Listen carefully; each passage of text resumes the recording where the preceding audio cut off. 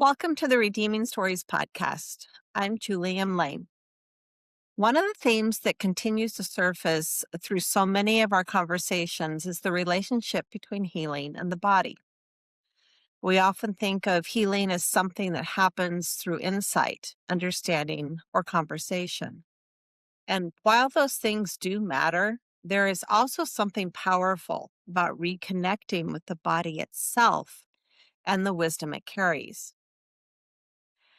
Today, I'm joined by Megan Ashton, founder of Unity Breathwork, who helps people explore healing through the practice of connected breathwork. Megan's own healing journey led her to discover breathwork as a powerful tool for processing grief, trauma, and emotional pain, along with the root causes that often sit beneath addiction and other struggles. Through her work, she has witnessed people reconnect with themselves, access emotions that may have been carrying for years, and develop a deeper sense of trust in their own inner wisdom. In today's conversation, we'll explore what connected breathwork is, how it works, and why something as simple and accessible as our breath can become such a powerful part of the healing process. Megan, welcome. Thank you. So nice to be with you, Julie. Thank you. You often speak about how breathwork changed your own life. Do you mind sharing a bit about your own journey and what first led you to discover connected breathwork? I would love to. But I'm wondering if before we even get into that, if you're okay to taking just 3 grounding breaths together for me Yes. as well as for your audience. Is that okay?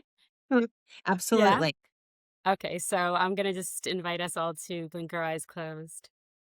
We place a hand on our heart. And we're just going to take 3 rounds of soft, slow breaths in through the nose, deep down into the belly.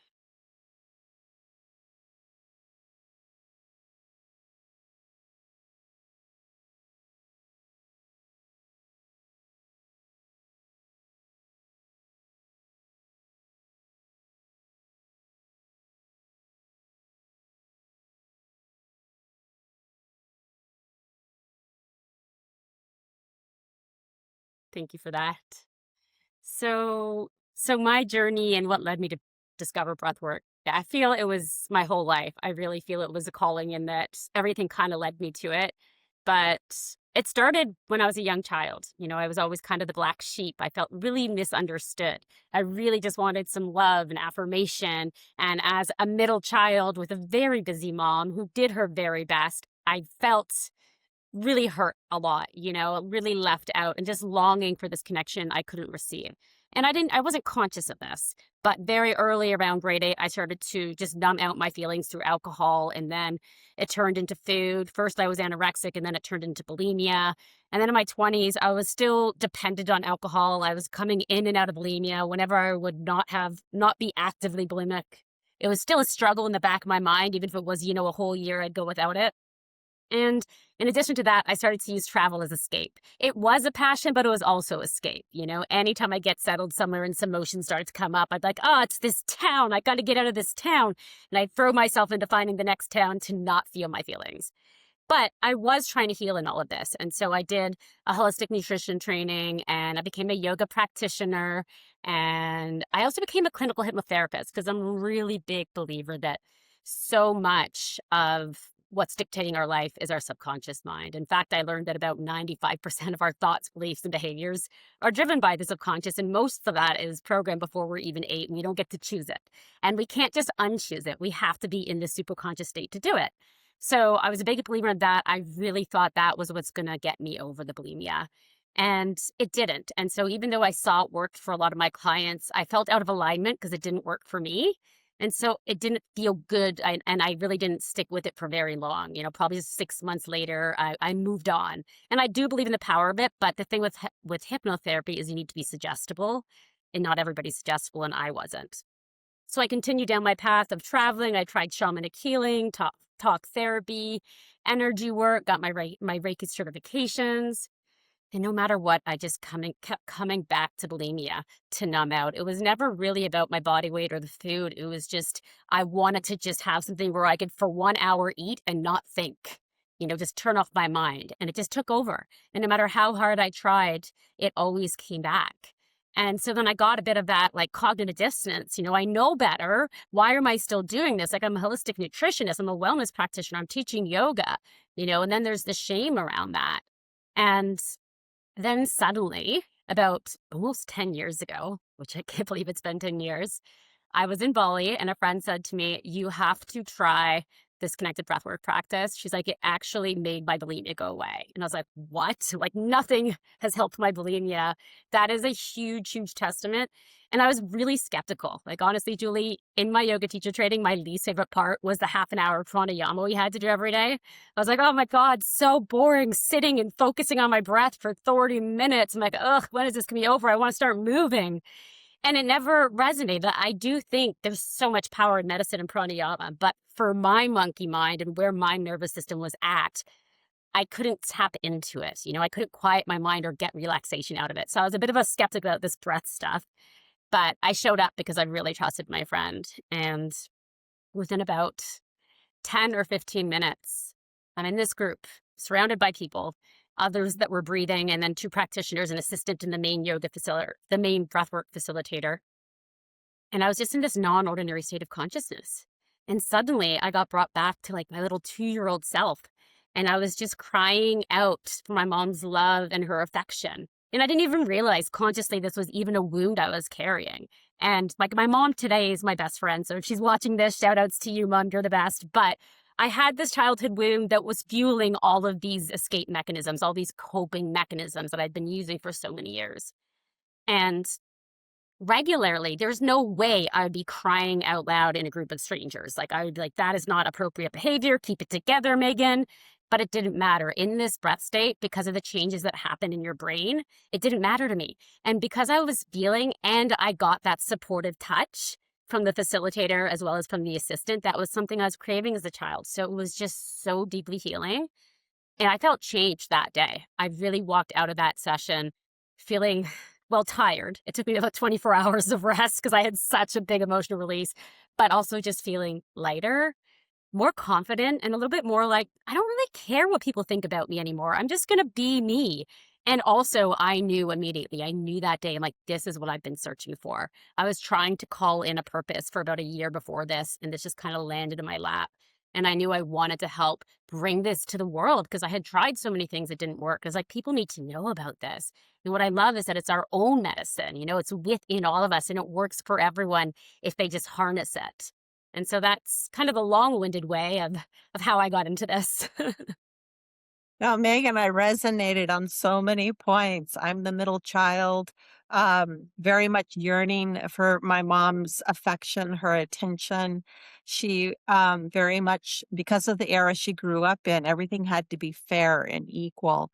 And regardless that I had a brother that was unkind, sexually assaulting me, which she didn't know about until much later into my adulthood, and a sister on the other end who was pretty much a bully. She still is.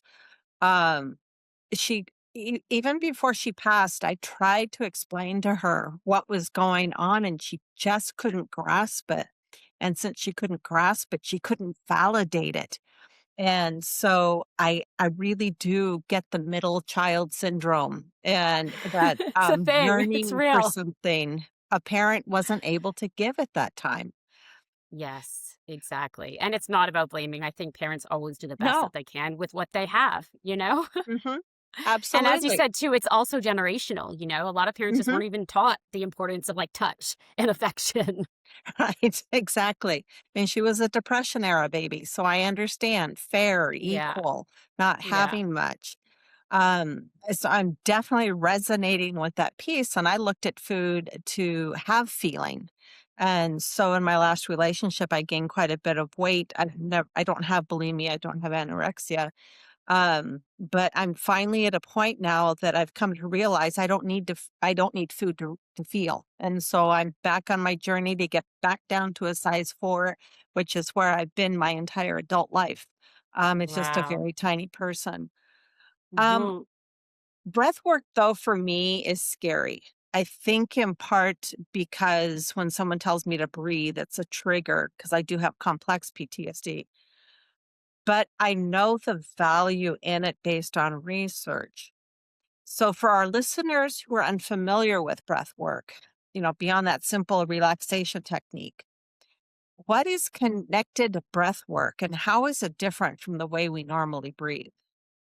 Yeah, thank you. It's so the relaxation ones, I just usually call them parasympathetic nervous system practices or PNS breath practices because they're all about the rest and relaxation and they're so good for everyday life. But I really consider them to be band aid solutions. And also, if you're already in a moment where you're like hyperactive or you're on the precipice of panic or you're having this anxiety spell, being told to breathe can be triggering. It can make it worse. And that's not the time to apply it.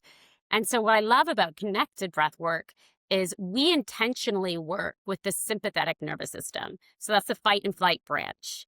And the reason we do that is because our adverse experiences, our emotionally charged experiences, they're almost always in sympathetic nervous system state. And when we don't get a chance to process them, which most of us don't, we usually suppress that. We usually just move on to the next thing. They get stuck in the body and they live there. And so until we can go back in and fully feel all of those things in our body and process them and release them, we're carrying them. And I almost think of like a stress bucket. And I feel like your whole life, you're maybe born with like, depending on how stressful your birth was, just a few drops in that bucket. And then throughout life, like every unprocessed trauma, and especially with complex PTSD, it gets really full. So then our capacity is really, really small. And the smallest thing, like a little tiny drop, can overwhelm our systems. And so we need to start to work about actually putting a hole at the bottom of that bucket to let things drain out. And that's how connected breathwork works, is that by going back to those physiological states that are very similar, we actually start to get access to those things that our body has been carrying. And even when our mind forgets, our body always remembers. It holds on to everything that's ever happened to us. And so when we go into this state, we can start to feel them fully and then actually process them and release them and then walk away feeling lighter. We've actually let some of that water out of the bucket. And that increases our capacity in everyday life. But I think I should have maybe just started by explaining what connected breathwork even is. Basically, it's a breathing technique typically done lying down with your eyes closed. Very often there's music to guide the journey. And I think the most important thing, one of my missions is to make this industry safer because it's a bit of the Wild West. It became popular very fast in the last 6 years. And a lot of people think, oh, it's just the breath. How dangerous can it be? But in fact, we're working with an activated nervous system. We're working with trauma and we're working with people's subconscious minds. So with all of that responsibility comes a great amount of work you need to do to be able to hold space safely. So you really want to find a trauma-informed breathwork facilitator that's done at least 400 hours of training and is certified by the Global Professional Breathwork Alliance. They are the closest thing we have to a governing body in the Wild West of breathwork. And then within that container, a trauma-informed facilitator will empower you. And that's what makes it safe is before you even show up, we give you an email letting you know this is an activating practice. There are these health conditions. You can take control at any time. When you arrive, I typically give about a 20-minute speech before each session explaining. This is not, the technique takes 2 minutes to explain. The rest is, this is everything that can happen physically, emotionally, energetically. And this is how you can use the accelerator and brake because you are the captain of the ship and you're in control the whole time. And I think that's what allows people who get fear around breath to actually move through a whole journey is because they feel empowered. They're like, okay, I know that if at any point anything feels overwhelming, Megan taught me how to use the brake. I can just soften and slow my breath. And actually very quickly, I'm going to come back into a normal state of consciousness. And so I'm in full control. And then with that, I'm just holding the space. The facilitator is just holding the space, but the breather, it's always their inner wisdom guiding them. So that means that as long as the facilitator isn't pushing you and is giving you full agency, you'll never get too much or not enough. You'll always get exactly what you need because your inner wisdom knows. And you're just playing with your own breath as your own medicine. So you can feel like, oh, I feel like I'm on the precipice of something big. I'm feeling empowered. I'm going to breathe more. I'm going to breathe deeper. And then you're going to get to these breakthroughs. Or you might feel like, okay, this is starting to feel like too much. I'm going to breathe a little softer. I'm going to breathe a little slower. And then you're going to feel empowered and resourced to build it up again. And so you get to play around with that for the whole session. And so it's a very empowering practice where you get to choose how far you want to go. And very often, even people that have anxiety, because they're given this empowerment and agency from the beginning, they actually work through a whole session and have massive breakthroughs. I've had so many people with panic disorder that even though the sensations that happen in connected breathwork are quite similar, they'll make it through a whole session. And at the end, they'll say, because I was back on that like edge where I felt close, but this time I felt empowered to talk myself off the ledge. Now I feel like if ever the panic was bubbling up again, I could talk myself off the ledge. And this is after just one 1-hour session when they might have been, trying these other tools for years and years, getting nowhere. And this is what I love so much. And because the breath is our own medicine, it really is for everybody. You don't even have to believe in it. Actually, the skeptics are my favorite. Like, I love it when someone brings a loved one who's kind of like, I don't really want to be here, but she made me come. And then at the end, like, he'll end up being the one that's telling the whole town about it, bringing all of his friends. And it's just so beautiful to see and witness how the answers we're all seeking are actually right here in our nose and our mouth. It's the breath. We don't need to keep looking outside of ourselves. And if you want, I could go into some of the science, like what happens in the brain and brain waves. That's totally up to you, or we can move on. Well, let me first start by saying that I so appreciate you bringing up the fact that being certified, being trained, being accredited. I'm consistently concerned about information that is out there in social media, with individuals speaking from a point of, I don't want to say authority, but from the point of knowledge or training. And yet when I do some inquiry, no, they're just sharing information that they've seen elsewhere. And so with my own social media, I am consistently telling people I'm not a mental health provider. I'm not certified. I'm highly educated in a different field, but this is just me telling my story and what works for me. And so knowing that you're trained, you're certified, go ahead and let's go into the science a little bit about what the breath work is. Okay, yeah, and I think we're both very aligned on that. Safety is like my number one priority. My training is like it's the longest one of the longest trainings out there at 450 hours, and one of the most in-depth trauma informed curriculums because I feel like I want my students to have all the tools and be prepared for everything that can happen. And like you said, Instagram is the Wild West. A lot of these wellness industries are just so unregulated and it's really unsafe. And so I love that we're, walking a twin trail. We're both on this path of like making things more safe. And yeah, so the science. Okay, so when you start to breathe this way, you're changing the physiology of the blood. So your pH actually becomes a little bit higher. Your blood becomes a little bit more alkaline. And this leads to a redistribution of oxygen in the brain. The first thing that happens is the prefrontal cortex, which is the part that's kind of like our CEO. It's responsible for all the executive functions. It actually gets a little bit less blood flow, and so it actually slows down a little bit. And usually it's the prefrontal cortex where our ego kind of maintains its grip, where the conscious thought is all there and it's filtering out the subconscious. And also it kind of prevents us from fully having the amygdala, which is our emotion and fear center, from being activated. And it also reduces the activation of the hippocampus, which is our memory center. So when the prefrontal cortex activity slows down, our amygdala, the feeling center, actually starts to light up. And so often I'll have people say, I haven't cried since I was a child. How did you just make me cry? I'm like, that wasn't me. That was the breath and the fact that the amygdala was lit up. So it finally got a chance to feel these things. And then the hippocampus, because it's responsible for memories, and you might already know this, you probably do, but most of the times if someone says they don't remember their childhood or they don't remember things, that it's a signal of trauma. And that's what happens. The hippocampus doesn't store it. It all becomes fragmented. But when we go into this state, because there's activation in the hippocampus, sometimes memories that are ready for processing will come up. And sometimes, though, the body in its innate wisdom is like, you know what, this person can process this trauma without having to relive it and have any story. And so that will just manifest as emotion. And they'll be like, I don't even know what I was crying about or what I was angry about and thrashing around about, but I feel so damn good right now. And that's just because we don't need to remember it to fully process it. We need to feel it. to fully process it and release it. And that's why so many people come and they just feel so much lighter afterwards. And like they just let go of this heavy backpack they've been carrying their entire lives. And I want to say, I don't want to make overclaims. Not everyone has a life changing experience on their first session like I did and like some people do. Sometimes you need several sessions to feel really safe and to get there. But every time you're peeling some level of that onion back and you're getting closer in touch with those feelings and processing those things in the body so you can create some lasting change. I think this speaks so well to why it's so important to be trained, to go through those Yeah. sessions. You're Yes. dealing with such a fragile and vulnerable population. You Mhm. need to have that training on how to respond. And as much as I could sit here and say, well, I've been on this journey, I know what it's like, I don't have the in depth training to understand someone else.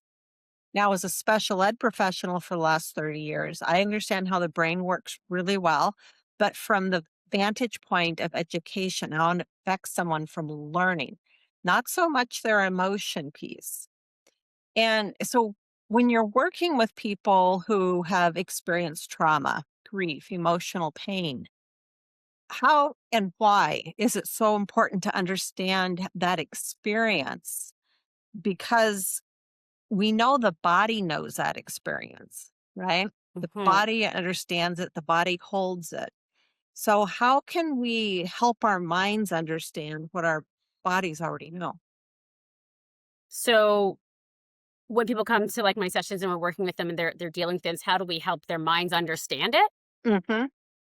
So I think what I always teach my students is we're not therapists, and so we're actually not there to give advice or teach them anything. We just hold the space for them to come to their own discoveries.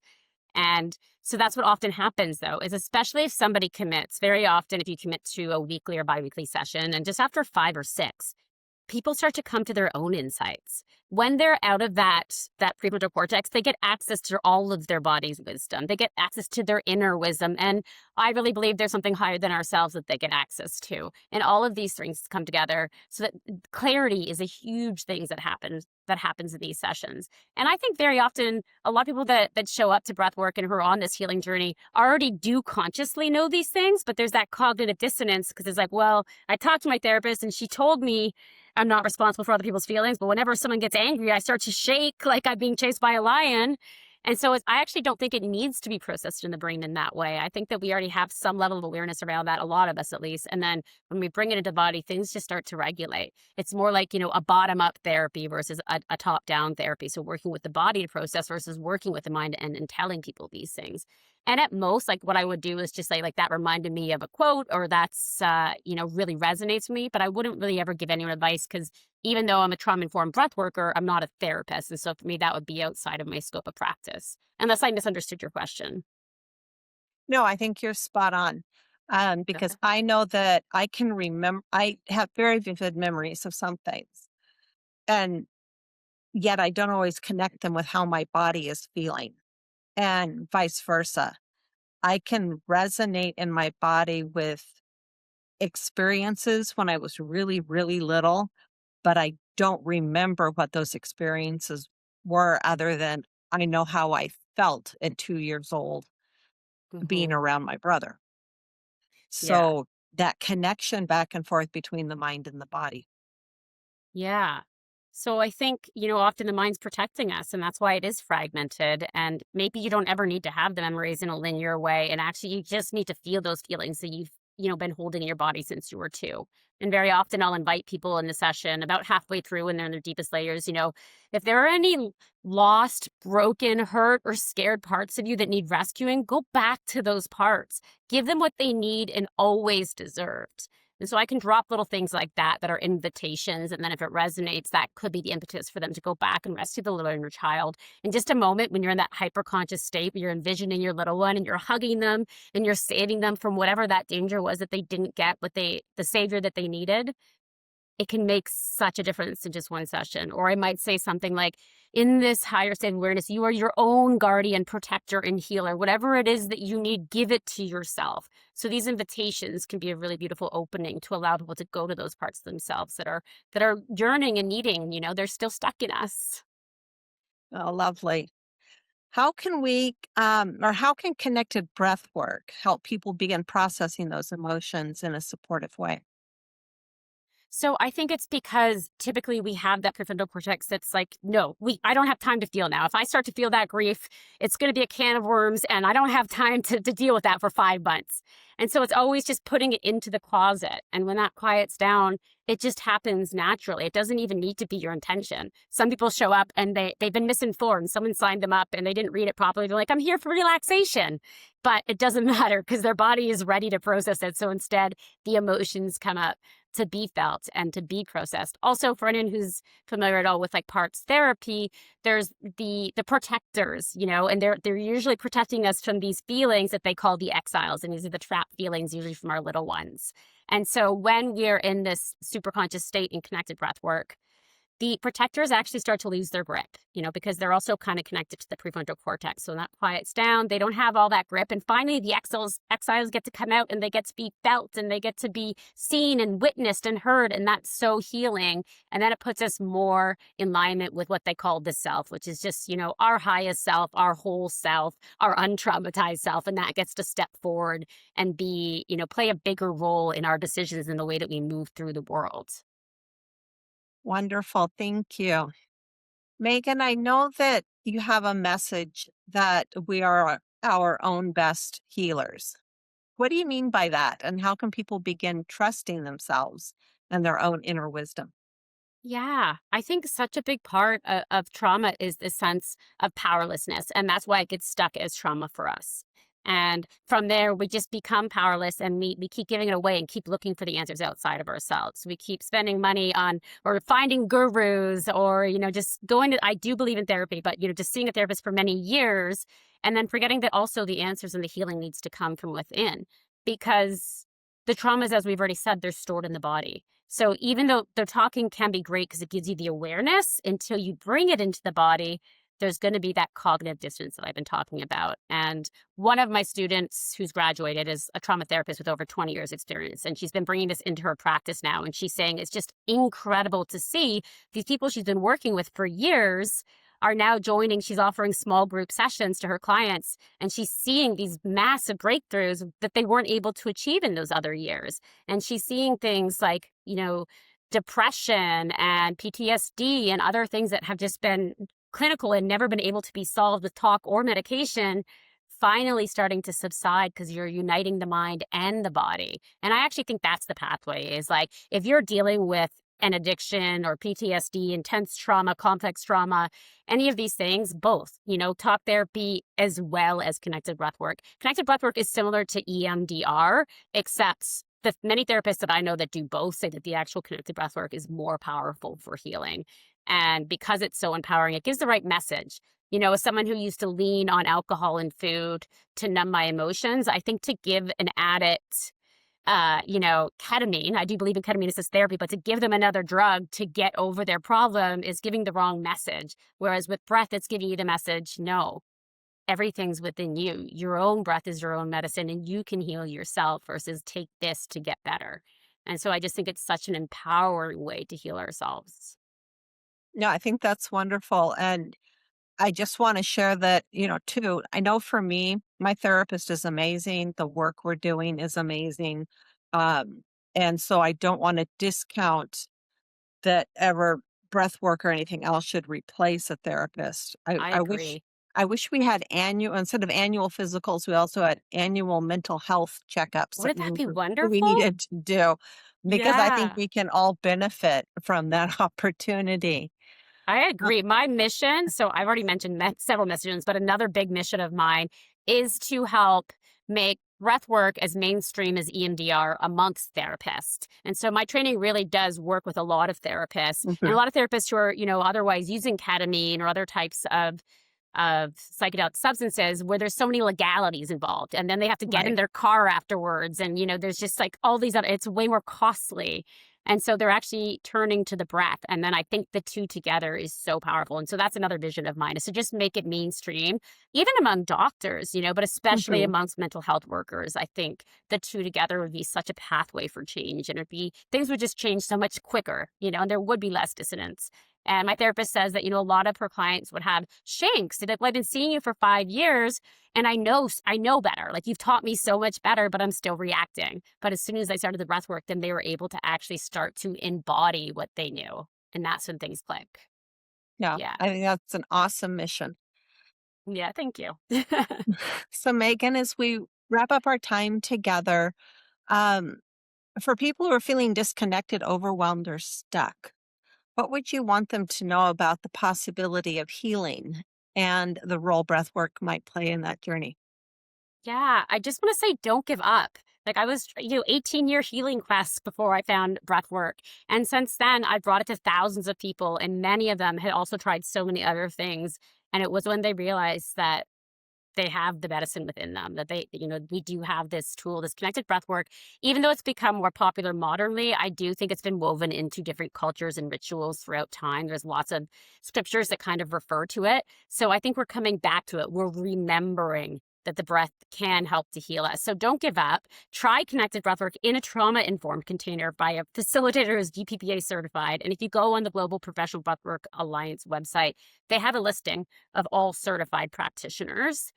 And just know, like, really, unfortunately, the only way out is through. So we need to feel fully. And that's where breathwork comes in, is it gives us the opportunity to finally feel these things. And the good thing about that is we don't get to choose our feelings. So if you're walking through trying to numb out the grief, the pain, the sadness, the fear, then you're also cutting yourself off from, a lot of the higher emotions like peace and connection and love. And so when you finally give yourself a safe space to feel those feelings, things will change for you. You will feel a shift, and then you're going to gain greater access to those other more positive, lighter types of emotions. And so just be hopeful, try connected breathwork in a safe container. And thank you so much for listening to me. And thank you, Julie, for the conversation. Absolutely, Megan. It was a pleasure, and I've enjoyed learning about the breath work. I've done as a former professor and researcher. I dove into the literature about the breath work and looking at what research is telling us about it. And there are people who are definitely making a connection through this practice. So I'm grateful that you have provided another avenue for those of Yeah. us who are struggling. And I just want to say, because you're talking about the research, for any other people that are really research oriented, so that this term is conscious connected breath work or conscious connected breathing, but it goes by a lot of different terms. So if you're looking for science, look up high ventilation breath work. That's the same practice, but that's the scientific term. And if you do that, like comma scholar, you'll see the articles. Also, holotropic breath work is a form of conscious connected breathing. It's the same modality, so you can find science on there as well. And so all of those are basically the same, just so people know when they're looking into it. And if anyone wants to read with me, please check out my Unity Breathwork site, because I offer free online sessions about 4 times a year. I don't have the capacity to do it more than that, but I do 4 times a year. And I also do free, or not free, I do private sessions online and in person. So Great. So, as I'm reflecting on our conversation, Megan, I'm reminded that healing often begins much closer to us than we realize. So many of us spend years searching for answers outside ourselves, trying to think our way through pain, grief, trauma, or loss. Yet, one of the messages I hear in Megan's work is that sometimes healing begins with something much simpler, simply slowing down, becoming present, and reconnecting with the wisdom already within. At Redeem Ourselves, we often talk about reclaiming voice, reclaiming identity, and reclaiming the truth of who we are. What strikes me about this conversation with Megan today is that breath can become one pathway back to ourselves, not because it erases pain, but because it helps us stay present long enough to move through it. And through Seven Petals, I often speak about rhythm, and breathing may be one of the most fundamental rhythms we have. It is with us from the beginning of life, and it remains with us throughout every season we experience. So, Megan, thank you again for sharing your story, your wisdom, your passion for helping others discover the healing potential they already carry within them. And until next time, this is Julie M. Lane, and this is the Redeeming Stories podcast.